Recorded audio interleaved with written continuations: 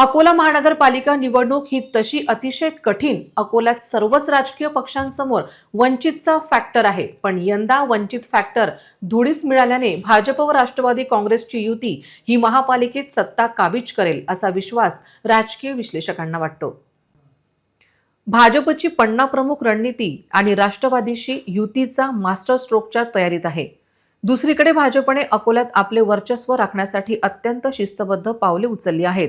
Booth लेवलचा कार्यकर्ता आणि पन्ना प्रमुख यांच्या माध्यमातून प्रत्येक मतदारापर्यंत पोहोचण्याचे भाजपचे लक्ष आहे.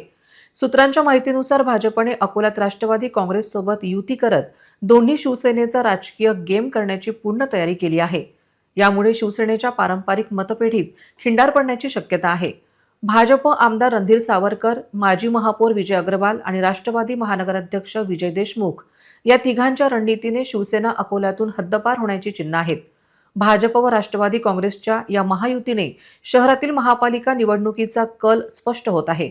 त्याचवेळी शिवसेनेतील अंतर्गत वाद, नेते जास्त आणि कार्यकर्ता कमी अशी परिस्थिती असल्याने ग्राउंड लेव्हलला मोठा फटका दोन्ही शिवसेना आणि वंचितला यंदा बसणार आहे, असे मत राजकीय विश्लेषकांचे आहे.